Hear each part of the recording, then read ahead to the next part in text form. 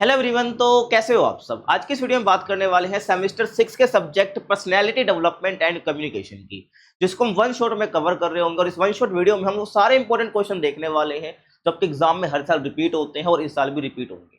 बस करना है कि आपको इस वीडियो को शुरू से लेकर एंड तक देखना है, जिससे आपको जो सब्जेक्ट है ये अच्छे से प्रिपेयर हो जाए और आपको कोई और वीडियो देखने की जरूरत ना पड़े।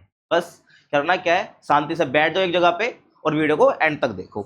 अगर आपको फ्री पीडीएफ नोट्स चाहिए तो क्या करना है, आपको टेलीग्राम पे जुड़ जाना है जिसका नाम है एकलव्य स्नातक वन। तो आप ज्वाइन कर सकते हो, जितने भी पीडीएफ नोट्स आपको यहाँ प्रोवाइड करा दिए जाते हैं। अब बात करते हैं पहले क्वेश्चन की जो हर साल रिपीट होता है। Explain the process of communication. आपको बताना है कि कम्युनिकेशन का प्रोसेस क्या होता है। कम्युनिकेशन आप समझते हो ना, अपनी बात को दूसरे तक पहुंचाना, कोई इन्फॉर्मेशन है दूसरे तक पहुंचाना। तो ये कम्युनिकेशन का जो प्रोसेस होता है ये है क्या, कैसे हमारी बात दूसरे तक पहुंचती है। तो ये बताना कैसे, आपको एक सुटेबल डायग्राम के साथ आपको बताना है कि ये प्रोसेस ऑफ कम्युनिकेशन क्या होता है। देखो आगे बात करें तो कम्युनिकेशन सिंपल सा है, एक ऐसा प्रोसेस होता है जहां पर हम क्या कर रहे होते हैं, इन्फॉर्मेशन, आइडियाज, फीलिंग और मैसेजेस को क्या कर रहे होते हैं, टू और मोर पीपल के बीच में शेयर कर रहे होते हैं। इसी को क्या बोलते हैं, कम्युनिकेशन बोलते हैं। और the communication process helps in sharing messages clearly and effectively. तो कम्युनिकेशन का जो प्रोसेस होता है ना, क्या करता है भाई, ये कि जो हमारे मैसेज है ना वो इफेक्टिवली और क्लियरली शेयर हुए हैं या नहीं शेयर हुए, रिसीवर तक पहुंचे या नहीं पहुंचे, ये क्या करता है भाई, ये एंश्योर करता है। ठीक है, आगे चले। हमसे बोला था भाई एक सुटेबल डायग्राम भी बनाना है, तो ये डायग्राम ही आपको एग्जाम में भी ऐसा ही बना के आना है। आप तो देख रहे हो ना, ये आपका ऐसे पूरा डायग्राम बना के आना है। अब कम्युनिकेशन प्रोसेस के अंदर ना 7 स्टेप इंक्लूड होते हैं। वो 7 स्टेप कौन कौन से, ध्यान से सुनो भाई। पहला होता है सेंडर, दूसरा होता है मैसेज, तीसरा एनकोडिंग, फिर अपना है चैनल जिसको मीडियम भी बोल देते हैं, देन अपना रिसीवर, डिकोडिंग एंड फीडबैक। ये 7 स्टेप्स हैं जो कि कम्युनिकेशन प्रोसेस के पार्ट होते हैं। तो बारी बारी हम बात करते हैं इन सारे स्टेप्स की। देखो सबसे पहला है सेंडर। आपको मैंने बताया कम्युनिकेशन का मतलब है अपनी बातों को शेयर करना दूसरे तक। तो सेंडर कौन होगा, जो बात को शेयर कर रहा है किसी दूसरे से। तो क्या ध्यान रखना आपको, the sender is the person who starts communication and sends the message. जो कम्युनिकेशन को स्टार्ट करता है वो क्या हो जाएगा, आपका सेंडर हो जाएगा। For example a teacher giving instructions to students. एक टीचर है क्लासरूम में अपने बच्चों को क्या कर रहा है, इंस्ट्रक्शन दे रहा है, तो वो क्या हो गया यहाँ पर, सेंडर हो गया टीचर। आगे चले, अगला अपना मैसेज। अब टीचर क्या इंस्ट्रक्शंस दे रहा है वो क्या हो जाएगा, अपना मैसेज हो जाएगा। ये ध्यान रखना है आपको। The message is the information, idea और फीलिंग दैट इज सेंट। तो जो भी इंफॉर्मेशन है, फीलिंग है, मैसेज है, जो आइडिया है, जो शेयर किया जा रहा है वो मैसेज हो जाएगा। For example homework instructions given by the teacher. तो टीचर ने क्या इंस्ट्रक्शंस दिए, होमवर्क के रिगार्डिंग इंस्ट्रक्शंस दिए, तो ये अपना मैसेज हो जाएगा।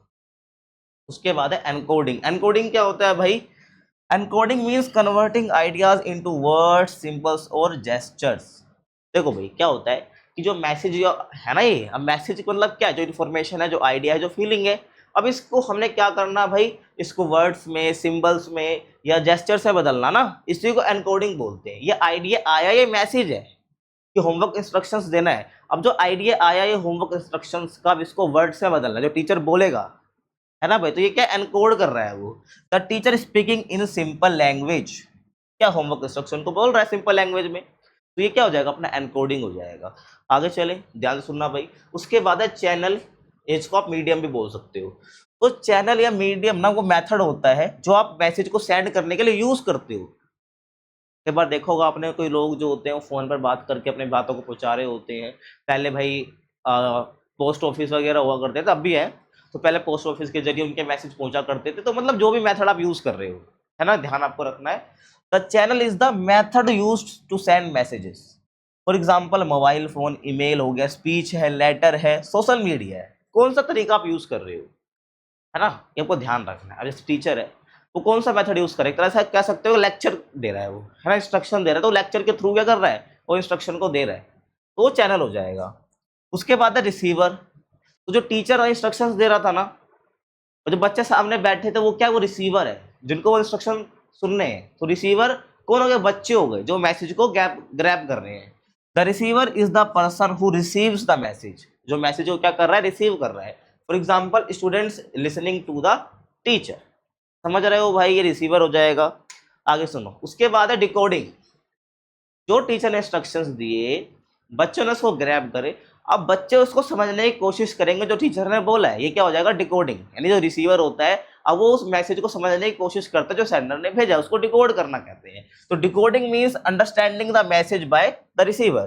तो रिसीवर मैसेज को समझने की कोशिश करता है। For example students understanding the homework instructions, है ना, ये आपको ध्यान रखना है। अगला है फीडबैक, जो कि लास्ट पार्ट है अपना कम्युनिकेशन प्रोसेस का। तो feedback is the response given by the receiver. तो फीडबैक क्या होता है, जो मैसेज भेजा ना रिसीवर ने ले लिया, उसको समझ भी लिया, उसके बाद अब वो समझा या नहीं समझा वो डिपेंड करता है फीडबैक को, फीडबैक क्या दे रहा है। तो फीडबैक क्या है भाई, जो रिस्पॉन्स हो गया जो रिसीवर देगा सेंडर को। फॉर एग्जाम्पल देखो, स्टूडेंट आस्किंग क्वेश्चंस और रिप्लाइंग यस वी अंडरस्टैंड, है ना भाई। तो टीचर पूछेगा कि भाई क्या तुमको समझ आया, तो बच्चे अगर यस बोल रहे हैं इसका मतलब क्या है, वो उनका फीडबैक है, यानी कि एक तरह से रिव्यू दे दिया, रिस्पॉन्स दे दिया सेंडर के मैसेज का। ये बच्चे क्वेश्चन पूछ रहे हैं टीचर से, या टीचर क्वेश्चन पूछ रहा है बच्चे जवाब दे रहे हैं। तो ये क्या है, फीडबैक एक तरीके से कि हाँ जो मैसेज टीचर ने भेजा या किसी पर्सन ने भेजा वो जो रिसीवर है उसको समझ आया। ये पता कैसे चलता है, ये फीडबैक के थ्रू पता चलता है, ये ध्यान रखना। आगे चले, ये कम्युनिकेशन प्रोसेस हो जाएगा अपना, सिंपल वे में आपको मैंने समझा दिया है। अगला question, what are the various barriers to communication. जब हम कम्युनिकेशन करने की कोशिश करते हैं, जो मैंने आपको पीछे बताया भाई कम्युनिकेशन होता क्या है, अपने आइडियाज अपनी फीलिंग्स को शेयर करना दूसरों के साथ, तो इसमें कुछ रुकावटें भी आते हैं, कुछ बैरियर्स भी आते हैं। आपको यही बताना है कि भाई ये बैरियर्स है क्या, समझ रहे हो। देखो, और आपको कोई दो ही एक्सप्लेन करने होते तो बहुत सारे, कोई दो एक्सप्लेन करने हैं आपको। देखो भाई, तो communication barriers are the problems और obstacles that stop people from understanding each other properly.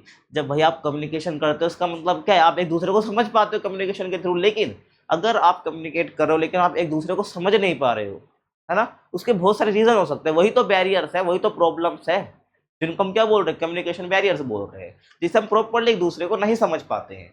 तो दो इस बैरियर्स क्रिएट कंफ्यूजन। सही बात है, जब बैरियर्स बीच में आएंगे हम एक दूसरे को समझ ही नहीं पाएंगे तो क्या होगा, कंफ्यूजन होगी, मिसअंडरस्टैंडिंग आएगी और रिड्यूस द इफेक्टिवनेस। जो कम्युनिकेशन की इफेक्टिवनेस रहती है ना, मैं कब बोलूंगा कि कम्युनिकेशन इफेक्टिव है, मैं जब बोलूंगा जब जो मेरा मैसेज था वो दूसरे को प्रॉपरली समझ भी आया और उसने रिस्पॉन्स भी करा, है ना, और प्रॉपर तरीके से रिस्पॉन्स करा, तो मैं बोलूंगा कि हाँ भाई यहाँ पर कम्युनिकेशन की क्या थी, इफेक्टिवनेस थी।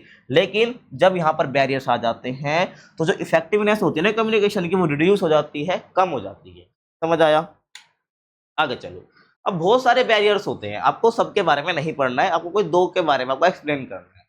तो देखो भाई, ऐसा हो गया पहला physical barrier, language barrier, psychological barrier, cultural barrier और ऑर्गेनाइजेशनल बैरियर, टेक्निकल बैरियर और सेमेंटिक एंड पर्सनल बैरियर। देखिए ये सारे बैरियर्स होते हैं जिससे कम्युनिकेशन में रुकावट आती है। आप देख सकते हो, जैसे कुछ आपको बता भी देता हूँ, जैसे फिजिकल बैरियर क्या हो गया, एक बंदा दीवार के इस साइड खड़े होकर बोल रहा है, एक उस साइड खड़े होकर बोल रहा है, भाई कैसे आवाज आएगी, नहीं आएगी ना, समझ, ये फिजिकल बैरियर है। अब आपका दोस्त है ना, खिड़की वगैरह कुछ है नहीं, दीवार के पीछे से बोल रहा है, आपको बहुत ना के बराबर आवाज आएगी। तो ये वाली बात है। लैंग्वेज बैरियर, आप किसी और लैंग्वेज में बोल रहे हो और वो उस लैंग्वेज को समझता नहीं है। ऐसे ही साइकोलॉजिकल बैरियर हो जाएगा, भाई उसकी समझ अलग है, आपकी समझ अलग है, तो साइकोलॉजिकल बैरियर। कल्चरल बैरियर्स भी होते हैं कि भाई अलग अलग कल्चर से होने की वजह से क्या होता है, जो अंडरस्टैंडिंग है वो प्रॉपर तरीके से हो नहीं पाती है। तो ये सारे क्या है, अपने बैरियर्स हैं।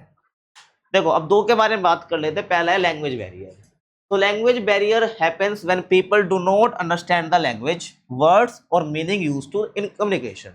तो कम्युनिकेशन के अंदर जो वर्ड्स लैंग्वेज यूज हो रहे हैं ना, है ना, तो उसके मीनिंग को, उसका मतलब प्रॉपर तरीके से नहीं समझ पा रहा है दूसरा पर्सन, इसको बोलते हैं लैंग्वेज बैरियर। ठीक है भाई, अब इसके कारण क्या है, ये लैंग्वेज बैरियर क्यों आता है, डिफरेंट लैंग्वेज की वजह से आता है भाई, अलग अलग लैंग्वेज है तभी तो आ रहा है। डिफिकल्ट वोकेबलरी यूज करा है, मान लो कि भाई दोनों सेम लैंग्वेज ही बोलते हैं लेकिन जो सेंडर है ना, सेंडर वो क्या कर रहा है भाई, बहुत हार्ड हार्ड वोकेबलरी का यूज कर रहा है, डिफिकल्ट वोकेबलरी का यूज कर रहा है, तो सामने वाले को समझने में दिक्कत आएगी। और गलत उच्चारण कर रहा है, मतलब कि भाई जो प्रोनाउंस है वो गलत कर रहा है किसी वर्ड को, तो इससे भी दिक्कत आती है, समझ नहीं पाता है वो सामने वाला बंदा। और यूज ऑफ टेक्निकल वर्ड्स, क्या पता भाई कोई भी किसी चीज के बारे में बात कर रहे हो तो उस फील्ड से रिलेटेड टेक्निकल वर्ड्स का यूज कर रहा हो जो कि सामने वाले को ना पता हो, है ना। टेक्निकल वर्ड्स हो गए जैसे किसी फील्ड की, जैसे कि मान लो मार्केटिंग की बात कर रहे हैं, तो मार्केटिंग या फाइनेंस की बात कर रहे हैं तो उसके अंदर कुछ टेक्निकल वर्ड्स होंगे, तो जो फाइनेंस का बंदा है ही नहीं, जो मार्केटिंग का बंदा है ही नहीं, उसको कैसे समझ आएंगे टेक्निकल वर्ड्स उस फील्ड के रिलेटेड। तो वही वाली बात तो मैं कह रहा हूँ, तो वो टेक्निकल वर्ड्स यूज कर रहा हूँ। तो ये कुछ रीजंस है, कुछ कोजेज हैं जो कि लैंग्वेज बैरियर्स को क्रिएट करते हैं। आगे देखो, फॉर एग्जाम्पल देखो भाई, a teacher explains a topic in difficult English but students understand only Hindi. तो टीचर ये कर रहा है, एक्सप्लेन कर रहा है इंग्लिश में, वो भी डिफिकल्ट इंग्लिश में, लेकिन बच्चे जो है, जो स्टूडेंट्स है, वो केवल हिंदी समझते हैं और बेसिक इंग्लिश समझते हैं। तो बच्चों को प्रॉपर तरीके से समझ आएगा ही नहीं लेसन। तो ये क्या है, लैंग्वेज बैरियर है, समझ रहे हो भाई, ये ध्यान आपको रखना है। अब इससे इफेक्ट्स क्या होगा, इस चीज से इफेक्ट क्या आएगा, जब लैंग्वेज बैरियर आएगा तो इससे मिसअंडरस्टैंडिंग फैलेगी, कंफ्यूजन फैलेगी and wrong interpretation of message. जो टीचर भाई मैसेज देना चाहता था, जो सिखाना चाह रहा था, उसको बच्चे जो है गलत समझ लेंगे, गलत इंटरप्रिटेट कर लेंगे। तो वही वाली बात है।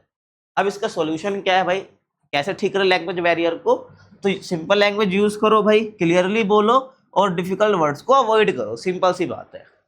आगे देखो, दूसरा है साइकोलॉजिकल बैरियर। दूसरा बैरियर क्या है अपना, साइकोलॉजिकल बैरियर। तो psychological barrier is related to emotions, feeling and mental conditions. कि सामने वाला पर्सन का दिमाग में चल क्या रहा है, स्ट्रेस में है बंदा, कैसी फीलिंग है उसकी, उसकी मेंटल हेल्थ कैसी। तो कहने का मतलब उसकी समझ क्या है, इसको बोलते हैं साइकोलॉजिकल बैरियर। अगर आप दोनों की समझ अलग अलग है ना, तो आप उसको जो मैसेज आप देना चाह रहे हो ना, वो उस मैसेज को गलत तरीके से क्या करेगा, समझने की कोशिश करेगा। तो इससे साइकोलॉजिकल बैरियर क्रिएट होता है। अब इसके रीजंस क्या है भाई, कॉजेस क्या है साइकोलॉजिकल बैरियर के। तो अपना स्ट्रेस है, फियर है, एंगर है, लैक ऑफ कॉन्फिडेंस है और डिप्रेशन। तो ये कुछ रीजंस है जिससे साइकोलॉजिकल बैरियर क्रिएट होते हैं। आई होप आपको समझ आ रहा है। आगे चले, देखो एग्जाम्पल्स की बात करूं, if a student is nervous during a presentation they may forget important points and fail to communicate clearly. Example में यही है कि एक बच्चा है, बहुत नर्वस हो रहा है प्रेजेंटेशन के टाइम पे, तो मे भी भाई वो कुछ इंपॉर्टेंट पॉइंट जो प्रेजेंटेशन में बोलना चाहता था वो ना बोले, है ना। तो यहाँ पर कम्युनिकेट वो क्लियरली नहीं कर पाएगा, है ना। तो ध्यान आपको रखना है। इफेक्ट्स क्या होंगे भाई इसके, पुअर कम्युनिकेशन होगा साइकोलॉजिकल बैरियर की वजह से, लैक ऑफ कंसंट्रेशन रहता है और फियर इन एक्सप्रेसिंग आइडियाज। तो आइडियाज को एक्सप्रेस करने में डर लगता है अगर साइकोलॉजिकल बैरियर होता है तो। सोल्यूशन क्या है भाई, कॉन्फिडेंस बिल्ड करो, साइकोलॉजिकल बैरियर खत्म होगा। और स्टे काम एंड पॉजिटिव, हमेशा भाई शांत रहो, काम रहने की कोशिश करो, चिल रहने की कोशिश करो और पॉजिटिव रहो। और create a friendly environment, toxic environment से बचिए एंड फ्रेंडली एनवायरनमेंट क्रिएट कीजिए अपने आसपास जो आपको बेनिफिट देगा। समझ रहे हो मैं क्या कहना चाह रहा हूँ। ठीक है भाई, आगे चलें। अगला क्वेश्चन देखो भाई, explain the following with suitable examples. तो आपको एक्सप्लेन करना है, ठीक है, दोनों ही। और ये ऐसे क्वेश्चन 5-5 मार्क्स के आते हैं, ये ध्यान में आपको रखना है। देखो, body language and non verbal communication, and second one जो है अपना features of an effective presentation. तो आपको इफेक्टिव प्रेजेंटेशन के फीचर्स बताने हैं और आपको बॉडी लैंग्वेज और नॉन वर्बल कम्युनिकेशन के बारे में बताना है। तो पहले इसकी बात कर लेते हैं, ध्यान से देखना। तो body language and non verbal communication. तो जो बॉडी लैंग्वेज क्या होती है भाई, तो बॉडी लैंग्वेज मतलब सिंपल सा होता है कि फीलिंग्स, थॉट्स को और आइडियाज को बॉडी मूवमेंट्स के थ्रू बता देना इंस्टेड ऑफ वर्ड्स। तो आपने वर्ड्स का यूज नहीं करा, आपकी बॉडी लैंग्वेज ने सामने वाले को बता दिया। देखो जैसे कि हम कहते हैं ऐसे ऐसे बोलते हैं, इसका मतलब क्या भाई, क्या कर रहा है तू, है ना, हम ऐसे कर देते हैं। तो हमारी जो बॉडी लैंग्वेज है वो बिना वर्ड्स के बहुत कुछ कह देती है सामने वाले को और वो समझ जाता है। ठीक, क्या ये बॉडी लैंग्वेज ही तो है, हमारे आइडियाज, हमारे थॉट्स, हमारी फीलिंग्स को सामने वाला समझ ले बिना वर्ड्स बोले, तो हमारी बॉडी लैंग्वेज है ना। ये ध्यान आपको रखना है। अब बॉडी लैंग्वेज की जब बात आती है ना, इसके अंदर हम क्या क्या इंक्लूड करते हैं, इसके अंदर हम फेशियल एक्सप्रेशन को इंक्लूड करते हैं कि हम फेशियल एक्सप्रेशन बना बनाकर सामने वाले को समझा देते हैं। देखो होगा ना कई बार भाई, आपके घर में मेहमान आ रहे हो और आप कुछ हरकतें कर रहे हो, तो आपकी मम्मी, आपके पापा कैसा वो गुस्से वाला मुंह बनाकर दिखाते हैं साइड से, कि रिश्तेदारों को पता भी नहीं चले कि मम्मी या पापा गुस्सा कर रहे हैं। तो क्या मतलब है इसका, कि वो फेशियल एक्सप्रेशन यानी उनकी बॉडी लैंग्वेज के थ्रू आपको पता चलेगा कि मम्मी पापा क्या कहना चाह रहे हैं। वही वाली बात है। हैंड जेस्चर्स, जैसे मैंने आपको भी हेलो करके दिखाया, तो ये हैंड जेस्चर्स है ना। तो इसके थ्रू ये बॉडी लैंग्वेज में काउंट होता है। आई कॉन्टैक्ट, अगर सामने वाला आपकी आंखों में देख रहा है, देखे जा रहा है, तो उसका मतलब क्या है कि उसके पास कॉन्फिडेंस बहुत ज़्यादा है ना। जो वो सुनना चाहता है जो आप कहना चाह रहे हो, मतलब बहुत एक्टिव है। और पोस्चर, कि भाई कैसे पोस्चर है उसका बॉडी का, जैसे एक बंदा तो ऐसे खड़ा हुआ है, अब मैं तुम्हें ऐसे ही पढ़ाऊँ तुम समझोगे नहीं, वीडियो रोक के भाग जाओगे एक बारी, है ना। तो ये वाली बात है। तो हमें एक्टिव रह के एकदम एकदम स्ट्रेट खड़े होकर बात करनी चाहिए किसी से भी, सबको ध्यान रखना है। तो पोस्चर एंड स्माइल, स्माइल के साथ बात करो, ठीक है। खड़ूस बन के बात नहीं करनी चाहिए अपने को। तो ये इसके अंदर जो है सारे ये जो पार्ट्स मैंने आपको बताए, they are part of body language, ठीक है। They all are part of body language.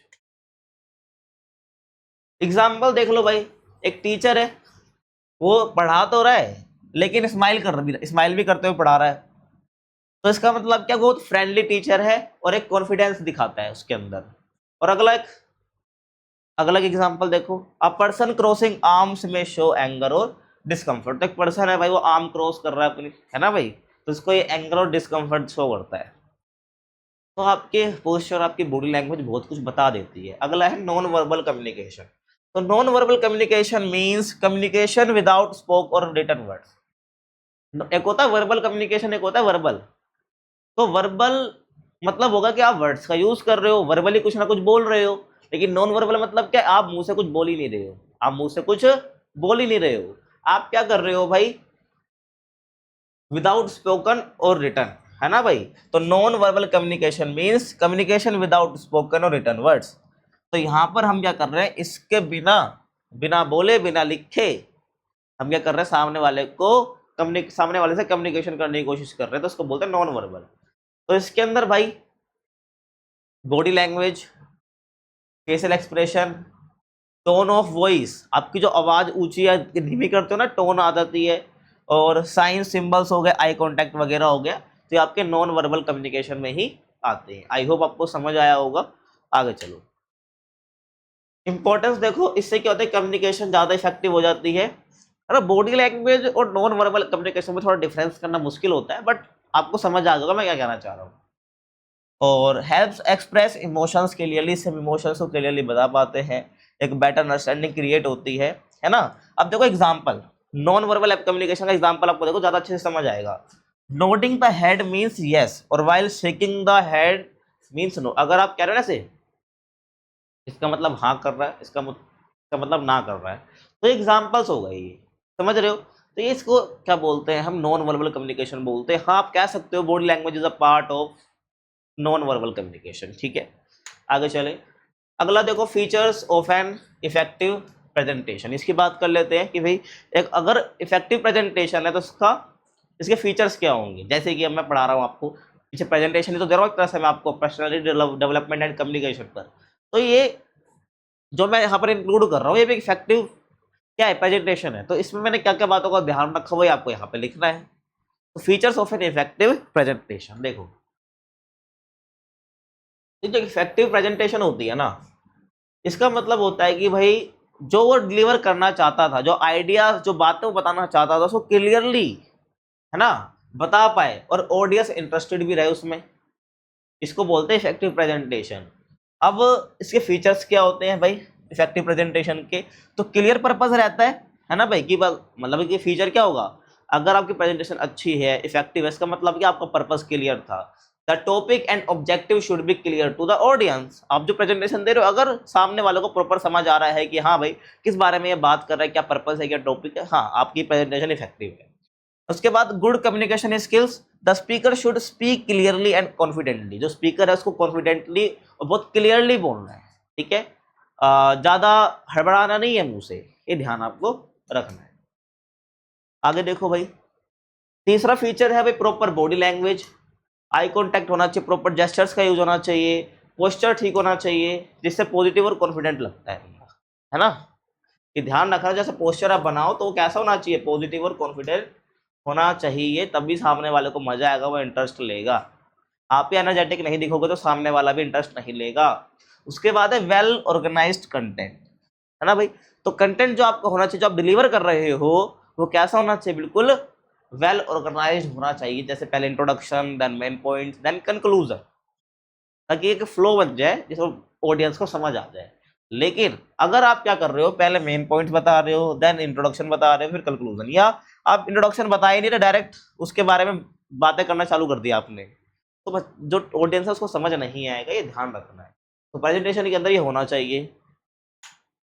और यूज ऑफ विजुअल एड्स, भाई आप विजुअल एड्स का यूज कीजिए, मतलब कि diagrams, pie charts and PPTs का भी यूज करो, ध्यान रखना है। तो charts, image, PPTs and graphs make the presentation more attractive. Presentation मतलब होता है अपने आइडियाज को कैसे बता रहे हो, तो अब आइडियाज को बताने के लिए आप चार्ट्स, इमेज यूज करोगे, पीपीटी यूज कर सकते हो, ग्राफ्स दिखा सकते हो, तो इससे क्या होता है आपकी प्रेजेंटेशन एक नंबर की बनती है, ठीक है, ये ध्यान आपको रखना है। अगला question, explain how signs, signals and symbols are used to make communication effective, illustrate with two suitable examples. क्या बोला भाई मैंने आपको, आपको बताना है कि भाई साइंस, सिग्नल्स और सिंबल्स जो है ना, तीन चीज, ये कैसे यूज करे जाते हैं कम्युनिकेशन को इफेक्टिव बनाने में। उनको दो एग्जांपल ही बताओ अच्छे से, ठीक है, जो ये साइंस, सिग्नल और सिंबल्स को अच्छे से शो भी कर रहे हो, समझ रहे हो। अब देखो, देखते हैं। तो साइंस, सिग्नल्स एंड सिंबल्स जो है ये इंपॉर्टेंट पार्ट्स होते हैं कम्युनिकेशन के, जो कि बिना कुछ कहे, है ना, बहुत कुछ कह जाते हैं, कि आपको ध्यान रखना है। और they help people understand messages quickly and easily. जो लोग होते हैं ना वो बहुत जल्दी और इजिली समझ जाते हैं मैसेज को, जो सिग्नल साइन के थ्रू दिया जाता है ना, बिना वर्ड का यूज करे। और कम्युनिकेशन सिंपल, फास्ट और इफेक्टिव बन जाता है इससे। देखो भाई आगे चलो, अब पहले हम बात करते हैं साइंस की। तो साइन की बात करूं तो ये विजुअल मार्क्स होते हैं और बोर्ड्स होते हैं, जो इन्फॉर्मेशन दे रहे होते हैं या इंस्ट्रक्शंस दे रहे होते हैं, है ना। ये आपको कहाँ देखने को मिल जाएंगे, बेसिकली रोड्स पर यूज हो जाते हैं, स्कूल के अंदर, हॉस्पिटल्स के अंदर, पब्लिक प्लेसेस के अंदर यूज होते हैं। देखा होगा ना आपने, बोर्ड्स लगे रहते हैं वो, तो विजुअल मार्क्स लिखे रहते हैं, एरो वगैरह बना रहता है, और बोर्ड्स लगे रहते हैं। ये सब क्या है, साइंस है ये। एग्जाम्पल में नो स्मोकिंग का साइन आपको देखने को मिल जाएगा, एग्जिट का साइन आपको देखने को मिल जाएगा, या साइलेंस प्लीज का देखने को मिल जाएगा, है ना। वो मेट्रो में जाते हो, प्लेटफॉर्म नंबर लिखे रहते हैं, सब क्या है, ये साइंस है, ये ध्यान रखना है।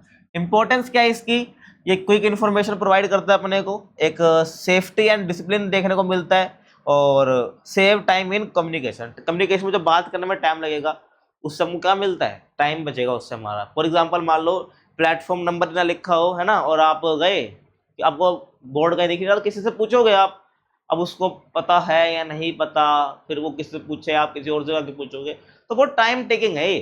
तो टाइम बचता है अगर हम साइंस का यूज करते हैं। समझ रहे हो क्या कह रहा हूं मैं, ध्यान रखना है। और आप किसी से पूछ भी रहे हो तो आपकी सेफ्टी और डिसिप्लिन तो बना ही रहता है। आगे हम बात करते हैं सिग्नल्स की। तो सिग्नल्स क्या है, सिग्नल्स आर एक्शंस, साउंड्स और light used to set messages और वार्निंग। तो वार्निंग या मैसेजेस को सेंड करने के लिए हम जो एक्शंस कर रहे हैं, साउंड्स या लाइट्स का यूज कर रहे हैं, इसको सिग्नल्स बोला जाता है। And they are mostly use for controlling movement and attention. तो अटेंशन और मूवमेंट को कंट्रोल करने के लिए बेसिकली सिग्नल्स का यूज करा जाता है। अब इसके एग्जांपल्स की बात करूं तो भाई ट्रैफिक लाइट्स आपके आ जाएंगी, स्कूल बेल्स आ जाएंगी, एंड अलार्म साउंड आ जाएगा। ये सब क्या है, ये एग्जांपल्स है सिग्नल के, ठीक है। देखो इंपॉर्टेंस की बात करूं, help control traffic and activities, accident से प्रिवेंट कराता है अपने को, और गिव इमीडिएट इंस्ट्रक्शंस, ठीक है भाई। तो इस सिग्नल की वजह से क्या होता है, इमीडिएट इंस्ट्रक्शंस चले जाते हैं सामने वाले को कि हाँ भाई ये क्या इशारा कर रहे हैं सिग्नल्स, ठीक है। अब आगे हम बात करते हैं सिंबल्स की। सिंबल्स देखो, तो सिंबल्स आर पिक्चर्स, मार्क्स और objects that represent an idea और मीनिंग। तो सिंबल्स जो होते हैं, सिंपल सी चीज होती है कि भाई कोई पिक्चर लगा दी, कोई मार्क है, कोई ऑब्जेक्ट लगा रखा है ना, या शो कर दिया ऑब्जेक्ट, जो कि क्या करता है, रिप्रेजेंट करता है किसी आइडिया को या मीनिंग को, विदाउट एक्चुअली एक्चुअली सेइंग, हमने कुछ कहा भी नहीं, है ना, हम, और वहां पर डायरेक्ट हमें पता भी चलेगा कि सामने वाले का आइडिया क्या है। तो they are understood universally by many people, तो कि इसको हर कोई समझ लेता है आमतौर पर। एग्जाम्पल्स देखो भाई सिंबल्स के, तो रेड करो सिंबल फॉर मेडिसिन हेल्प, और heart symbol for love, national flag representing a country. तो समझ रहे हो ना, ये सब सिंबल्स है, फ्लैग हो गया, हार्ट हो गया, है ना, ये आपको ध्यान रखना है। इंपॉर्टेंस क्या है, इजी टू रिकॉग्नाइज, है ना भाई, और useful for people speaking different language, जो अलग अलग लैंग्वेज बोलते हैं, तो उनको इस सिंबल से काफी मदद मिलती है। एंड कम्युनिकेशन इससे यूनिवर्सल बन जाती है। यूनिवर्सल समझते हो, जो सबके लिए हो, सभी यूज कर रहे हो, ये ध्यान आपको रखना है। अगला question, what are various selling strategies, straight any two with suitable examples. तो आपको अलग अलग जो सेलिंग स्ट्रेटजीज होती है जो यूज करी जाती है वो आपको एक्सप्लेन करनी है। बतानी तो सारी है बट एक्सप्लेन दो ही करनी है, ठीक है। देखो, तो selling strategies are the methods और टेक्निक्स यूज्ड बाय सेलर्स। जो सेलर्स टेक्निक्स यूज करता है, मेथड यूज करता है किसी प्रोडक्ट को बेचने के लिए, कस्टमर्स को अट्रैक्ट करने के लिए, सेल्स को इंक्रीज करने के लिए, उसको बोलते हैं सेलिंग स्ट्रेटजीज। और जो स्ट्रेटजीज होती है ना, ये हेल्प करती है बिजनेस को प्रमोट करने के लिए। क्या प्रमोट करने के लिए? अपने प्रोडक्ट्स, और अपने प्रोडक्ट्स को बेचने के लिए, या क्या कहते हैं, प्रमोट करने के लिए, अपनी सर्विस को प्रमोट करने के लिए, और कस्टमर की जो नीड्स है उसको सेटिस्फाई करने के लिए, ताकि जो कस्टमर को चाहिए उसको मिल भी जाए और बिजनेस जो कर रहा है उसका प्रोडक्ट भी बिक जाए। तो ये सेलिंग स्ट्रेटजीज के थ्रू ही हो पाता है। समझ रहे हो आप क्या कहना चाह रहा हूँ मैं? आगे देखो, तो ये कुछ क्या है सेलिंग स्ट्रेटजीज है जो यूज करी जाती है बिजनेसेस के थ्रू, जो कि आपको पता होनी चाहिए आज के टाइम पे। जैसा है, पहला है पर्सनल सेलिंग, ऑनलाइन सेलिंग, और सबका मतलब आपको पता ही होगा मेरे हिसाब से। डिस्काउंट एंड ऑफर स्ट्रेटजी, आपको डिस्काउंट दे दिया, ऑफर दे दिया, जिससे बंदा जल्दी खरीदता है ना। डोर टू डोर सेलिंग, कि भाई आप डोर टू डोर जा रहे हो। रिलेशनशिप सेलिंग, है ना, कि आपने क्या कर दिया, कस्टमर आपका पुराना हो गया, आपकी किससे रिलेशन बन गए, तो आप क्या कैसे क्या बोलते हैं, रिलेशनशिप सेलिंग हम बोल देते हैं। एडवर्टाइजिंग एंड प्रमोशन के थ्रू आप बेच रहे हो, आपने प्रोडक्ट लगा दिया, उसका ऐड चलवा दिए, तो लोग खरीद लेते हैं। डायरेक्ट सेलिंग, दुकान वगैरह पे जाकर तुरंत बिक जाता है। और डेमोन्स्ट्रेशन स्ट्रेटजी, आप पहले फीचर दिखा रहे हो, अच्छे से बता रहे हो, देन आप किसी को बेच रहे हो, ठीक है। समझ, वो कहते हैं ना, पहले देखो फिर खरीदो, वही वाली बात है। बट उल्टा होता है, पहले इस्तेमाल करो फिर विश्वास करो, है ना। किसका ऐड है ये बताना मुझे, जो आप देखते हो। देखो भाई, पहले पर्सनल सेलिंग की बात करते हैं। तो personal selling is a strategy in which the seller directly talks to the customer and explain the product personally. तो पर्सनल सेलिंग सिंपल सी होती है जहां पर सेलर डायरेक्टली कस्टमर से मिलता है और कस्टमर से बात करता है और एक्सप्लेन करता है प्रोडक्ट को पर्सनली, ठीक है। अब फीचर्स की बात करूं, इसमें क्या होता है, फेस टू फेस कम्युनिकेशन होता है और बेटर अंडरस्टैंडिंग होती है कस्टमर को, ठीक है, कस्टमर की नीड्स की। और इमीडिएट फीडबैक मिल जाता है कस्टमर, जो सेलर होता है उनका, उसको, ठीक है। एग्जाम्पल देखो, एक मोबाइल शॉप है, उसका सेल्समैन है, वो एक्सप्लेन कर रहा है फीचर, किसके फीचर है, स्मार्टफोन के फीचर को, to a customer and helping them choose the best model, कि भाई कस्टमर को कौन सा मॉडल लेना चाहिए, कौन सा मोबाइल लेना चाहिए।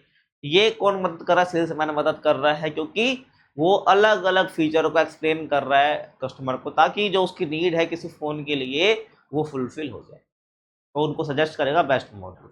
एडवांटेजेस की बात करूं, तो इससे ट्रस्ट बिल्ड होता है, कस्टमर ट्रस्ट करता है उस शॉप पर, उस सेल्समैन पर। और हेल्प्स क्लियर कस्टमर डाउट्स, इससे क्या होता है भाई, जो कस्टमर के डाउट्स है वो क्लियर हो जाते हैं। और इंक्रीज चांसेस ऑफ सेल्स, इससे सेल्स के चांस बढ़ जाते हैं। अगर आप भाई फोन ले लो ये बढ़िया है, बस उसको उससे बाद कस्टमर की सुन ही नहीं रहे हो, कस्टमर भग जाएगा भाई, ध्यान रखना। तो एडवांटेज है ये, ठीक है, पर्सनल सेलिंग की। डिस्काउंट एंड ऑफर स्ट्रेटेजी, ध्यान सुनना भाई मेरी बात। तो इस स्ट्रेटेजी में क्या होता है, sellers attract customers by giving discounts, cashback and free gifts और स्पेशल ऑफर्स। तो क्या भाई, सेलर्स को कैसे अट्रैक्ट करा जाता है, डिस्काउंट दे दिए, है ना भाई, कुछ कैशबैक दे दिया या गिफ्ट दे दिए या स्पेशल ऑफर्स दे दिए, आज के टाइम पे खूब चल रहा है, वो शॉप वाले इसको यूज करते हैं। बट आज के टाइम पे क्या हो गया, बेचने के लिए तो करते हैं, लेकिन आज के टाइम पे इसको पॉपुलैरिटी गेन करने के का तरीका है ये, कुछ गिफ्ट दे दिया सामान के साथ, सोशल मीडिया पर ग्रो करने के लिए ये यूज करे जाते हैं आज के टाइम पे हथकंडे। ये ध्यान रखना। फीचर्स क्या है, प्रोडक्ट का प्राइस भी रिड्यूस हो जाता है और अट्रैक्ट्स मोर कस्टमर, कस्टमर ज़्यादा अट्रैक्ट हो जाते हैं। और इंक्रीज सेल्स क्विकली, इससे सेल्स क्या हो जाती है, इंक्रीज हो जाती है बहुत तेजी से। आगे चले, एग्जाम्पल के लिए, online shopping websites like Amazon and Flipkart offering buy one get one free, आपने सुना होगा, है ना, buy two get one free, buy one get one free. और festival discount during sales, Diwali sale आपने सुनी होगी, ऐसे तो चलते, ऑनलाइन भी चलते हैं और ऑफलाइन भी बहुत लोग देते हैं। तो एग्जाम्पल्स हैं। एडवांटेज की बात करूं, तो भाई कस्टमर्स टू बाय मोर, इससे कस्टमर ज़्यादा से ज़्यादा खरीदें, बाय करें, इससे ये इंकरेज होते हैं। कस्टमर एनकरेज होते हैं कि एनकरेज करता है कि कस्टमर ज़्यादा खरीदें, और इंक्रीज पॉपुलैरिटी ऑफ प्रोडक्ट्स की पॉपुलैरिटी बढ़ती है। And helps clear old stock, जो ओल्ड स्टॉक पड़ा रहता है ना, कई महीनों से पड़ा रहता है, वो भी क्लियर हो जाता है डिस्काउंट की वजह से। ठीक है, आगे चले। आगे देखो, राइट शॉर्ट नोट। तो आपको इन सब के ऊपर क्या लिखना है, शॉर्ट नोट्स लिखने हैं, सारे 5-5 नंबर के आते हैं, ये आपको ध्यान रखना है। कह रहा हूँ ना, कोई भी क्वेश्चन ऐसा बचेगा नहीं जो आपके एग्जाम में ना आए, यहाँ से सब करा दूंगा यहीं पर ही। तो पहले हम बात करते हैं टाइप्स ऑफ कॉन्फ्लिक्ट्स की।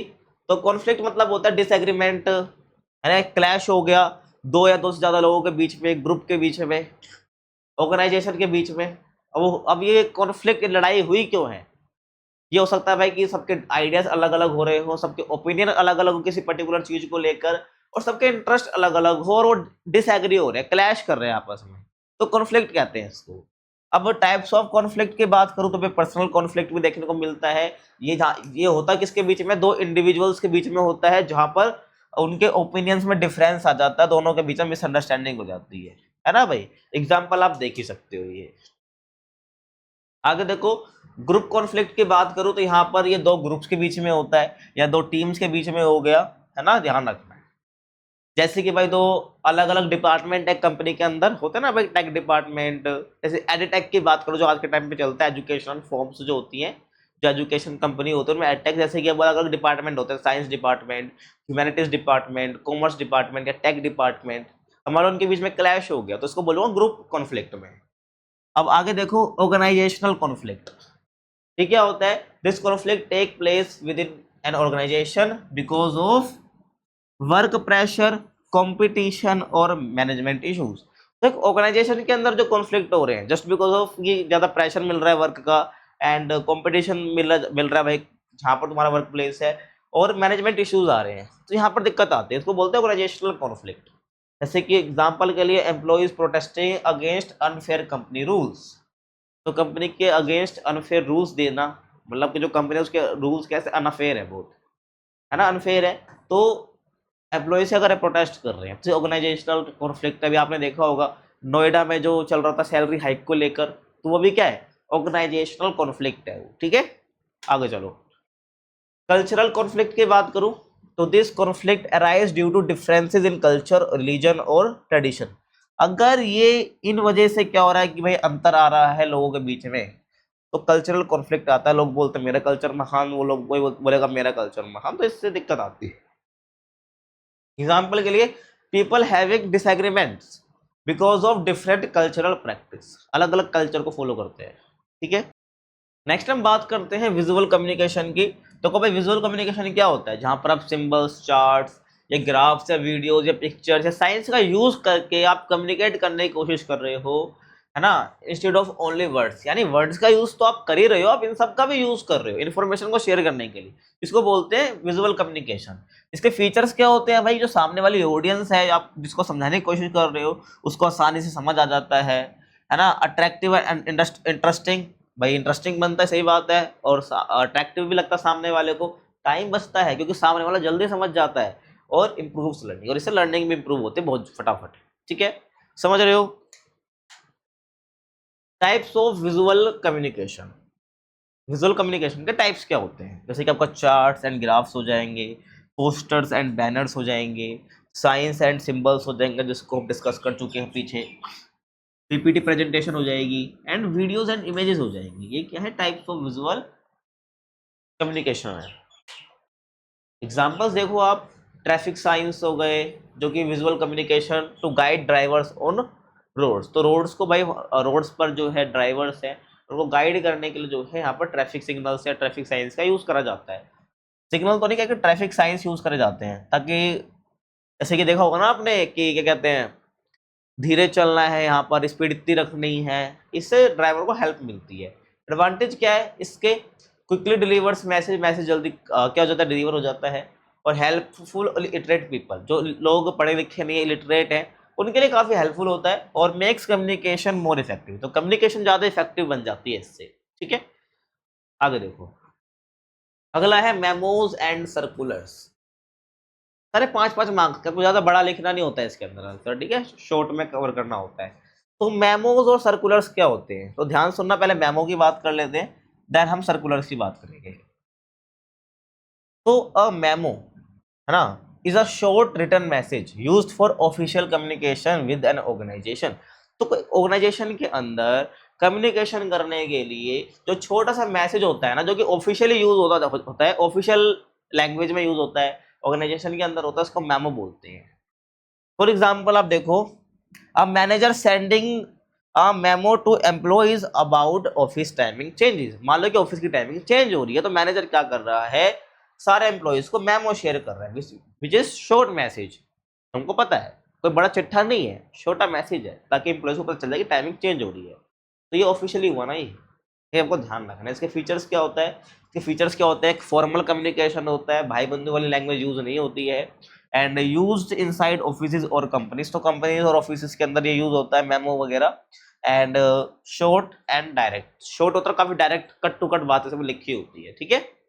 आगे चले, सर्कुलर की बात करूं, तो सर्कुलर क्या, एक ऑफिशियल नोटिस होता है जो कि बहुत सारे लोगों को सेम टाइम पर कॉमन इन्फॉर्मेशन देने के लिए भेजा जाता है। जैसे स्कूल वगैरह में आप देखते हो ना, जैसे कि मान लो जो एग्जाम है वो टल गया आज के दिन, कल होगा वो, या डेट शीट बदल गई, तो सर्कुलर्स होते हैं। तो circular is an official notice send to many people at the same time to give common information. तो सेम टाइम पर बहुत सारे लोगों को सेम कॉमन इन्फॉर्मेशन देनी है, उसको हम बोलते हैं सर्कुलर।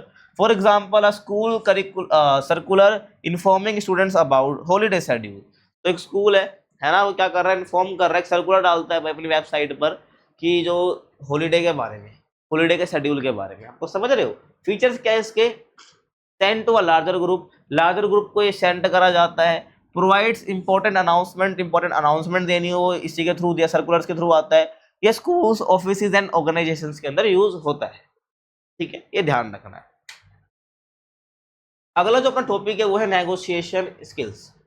नेगोशिएशन समझते हो ना, है जहां पर आप क्या कर रहे हो भाई, डिस्कस कर रहे हो किसी से, किसी अपनी बात तक पहुंचने के लिए। देखो जैसे कि कई बार देखो अपने मम्मियों को कई बार दुकान पे जाते हुए, तो जो दुकानदार होता है उससे बहुत नेगोशिएशन करती है कि जो तुम्हारी मम्मी रेट लगवाना चाहती है पर्टिकुलर प्रोडक्ट का, या तुम्हारे पेरेंट्स, वहां तक पहुंचने तक जो डिस्कशन होता है दुकानदार और तुम्हारे पेरेंट्स के बीच में, वो एक तरह से क्या हो गया, तो वो नेगोशिएशन स्किल है कि कौन जीतता है ना। तो ध्यान रखना, तो negotiation skills are the abilities used to discuss and reach an agreement between two और मोर पीपल।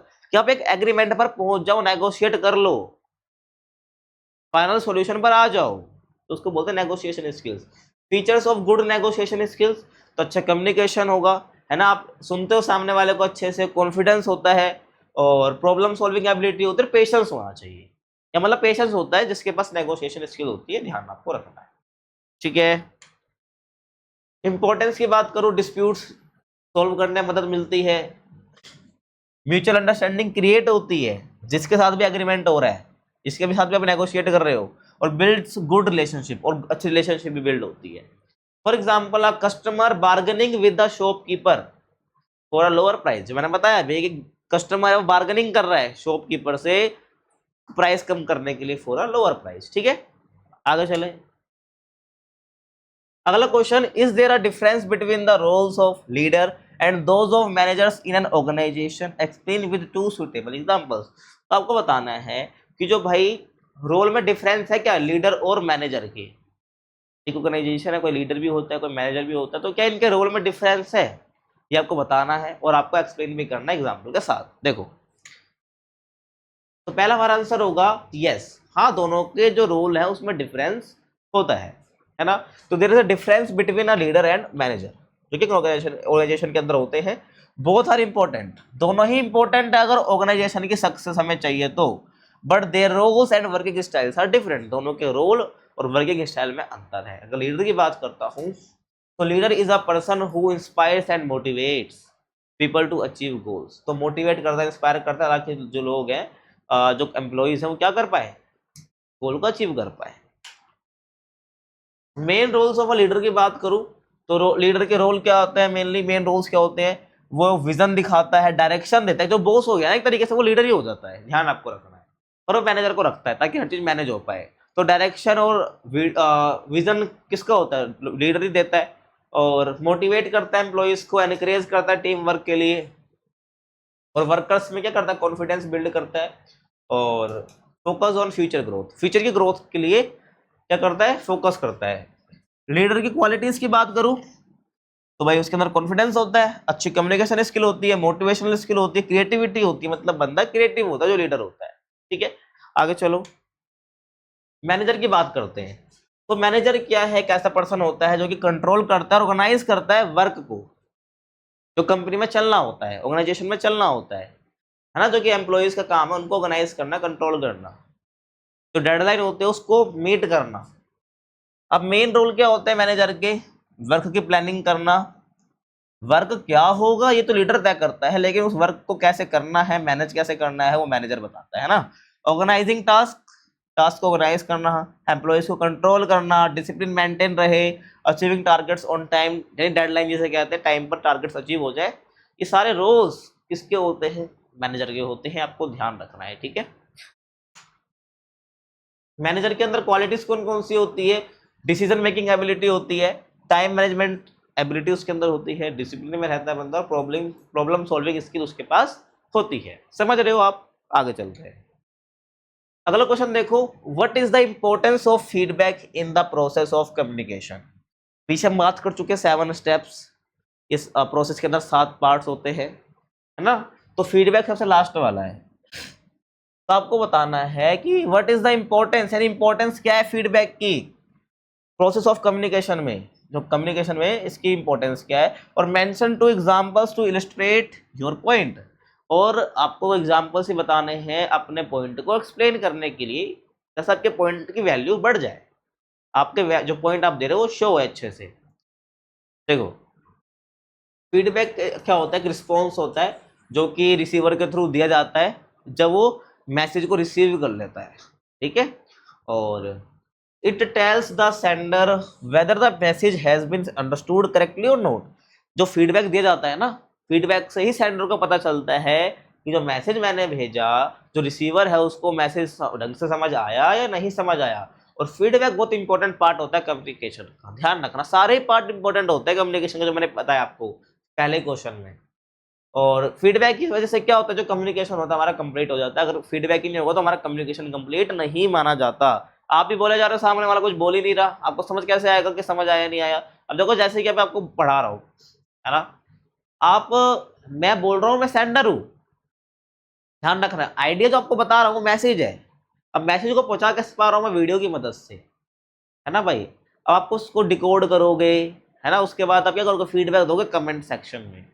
तो वही वाली बात है, अगर कुछ भी रह जाएगा तो नहीं हो पाएगा, वो ध्यान रखना है। अब इंपॉर्टेंस क्या है फीडबैक की, इसकी बात कर लेते हैं। एंश्योर्स अंडरस्टैंडिंग, तो फीडबैक हमें मदद करता है कि सेंडर को ही समझने में कि रिसीवर को समझ आया या नहीं आया मैसेज।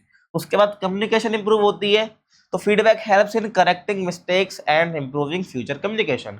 तो कम्युनिकेशन फ्यूचर की बर्बाद ना हो, ठीक रहे, ये भी भाई प्रूव करता है हमारा फीडबैक, क्योंकि इस बार जो गलती हुई वो आगे से नहीं होगी, क्योंकि इससे क्या होता है हमारा कम्युनिकेशन इंप्रूव होता है जस्ट बिकॉज ऑफ फीडबैक की वजह से।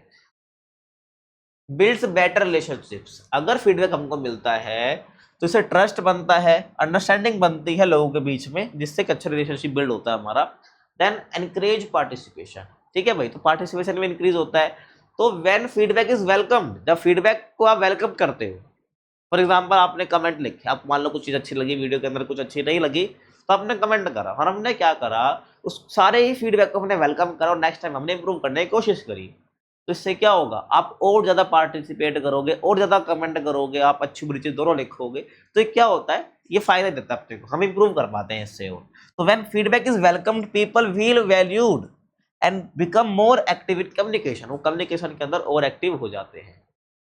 और आगे देखो हेल्प्स इन प्रॉब्लम सॉल्विंग, और आगे देखो प्रॉब्लम सॉल्विंग में मदद करता है कैसे, feedback helps identify problems and find solution quickly, क्योंकि जब फीडबैक दिया जाता है ना, हमें प्रॉपर बताया जाता है कि हाँ भाई हमें ये चीज़ समझ आई, गलत लगी, हाँ ये है, तो ये फीडबैक है ये। तो इससे क्या होता है, प्रॉब्लम सॉल्व भी हो जाती है हमारी। जैसे हम सामने वाले को जो इन्फॉर्मेशन दे रहे हैं, प्रॉब्लम के बारे में बता रहे हैं, वो फीडबैक देगा ना, तो वो सॉल्यूशन भी दे सकता है उस फीडबैक का, ये आपको ध्यान रखना है। ठीक है, तो एग्जाम्पल भी अपने को देने हैं। एग्जाम्पल 1 क्लासरूम कम्युनिकेशन, तो एक टीचर वो एक्सप्लेन करता है टॉपिक को, और स्टूडेंट्स आस्क क्वेश्चंस, है ना भाई, टीचर ने टॉपिक एक्सप्लेन करा और बच्चे क्वेश्चन पूछ रहे हैं और their questions act as feedback, जो क्वेश्चन वो पूछ रहे हैं वो फीडबैक की तरह काम कर रहे हैं और टीचर को मदद कर रहे हैं ये चीज समझने में कि जो बच्चे हैं वो लेसन को प्रॉपर समझ पाए या नहीं समझ पाए। एग्जाम्पल 2 की बात करूं बिजनेस कम्युनिकेशन की, तो customers giving online reviews about a product, जिससे कंपनीज को हेल्प मिलती है कि हमें कहाँ पर इंप्रूवमेंट की जरूरत है, हमारी कौन सी सर्विस बेकार है, कहाँ पर इंप्रूवमेंट की जरूरत है, प्रोडक्ट्स में क्या कमी है। ठीक है, ये ध्यान रखना है। अगला question, explain leadership and team work. तो आपको लीडरशिप और टीम वर्क बतानी है, क्या होती है। देखो लीडरशिप क्या है भाई, एक ऐसी एबिलिटी होती है जिससे जो गाइड इंस्पायर करे लोगों को to achieve a common goal. तो कॉमन गोल को अचीव करने के लिए जैसे मान लो ग्रुप हो गया ना अपना, तो उसमें एक लीडर होता है, तो जो लीडर है वो लीडरशिप की भूमिका रोल प्ले करता है। वो अब क्या करता है, वो गाइड करेगा, मोटिवेट करेगा सबको और इंस्पायर करेगा ताकि कॉमन गोल जो पूरी टीम का है वो अचीव हो जाए। और एक लीडर जो है वो हेल्प करता है टीम मेंबर्स को, वो कॉन्फिडेंटली वर्क करे, सक्सेसफुली काम हमारा हो जाए। ये इंश्योर कौन करता है, लीडर इंश्योर करता है। और क्वालिटीज क्या होते हैं गुड लीडर के पीछे डिस्कस कर ही चुके हैं इसको हम। कॉन्फिडेंस होता है, अच्छी कम्युनिकेशन स्किल होती है और डिसीजन मेकिंग एबिलिटी होती है और मोटिवेशनल स्किल होती है, जिससे पूरा ग्रुप एक साथ रहता है, मोटिवेट फील करता है। आगे देखो टीम वर्क की बात करूं तो टीम वर्क सिंपल सा होता है जहां पे लोग क्या कर रहे हैं, एक साथ काम कर रहे हैं एक कॉमन गोल को अचीव करने के लिए। ठीक है, और in team work every member shares responsibility and support each other. तो टीम वर्क के अंदर क्या होता है, सब एक दूसरे को सपोर्ट करते हैं, सबकी रिस्पॉन्सिबिलिटी बटी होती है और साथ में काम कर रहे होते हैं। और टीम वर्क की इंपॉर्टेंस की बात करूं, इससे क्या होता है, जो एफिशिएंसी होती है ना काम की वो बहुत ज्यादा बढ़ जाती है, इंप्रूव हो जाती है। कोऑपरेशन बिल्ड होता है, कोऑपरेशन मतलब होता है एक दूसरे के सहयोग की भावना, मदद करने की भावना बढ़ती है, तो build cooperation and helps complete work faster.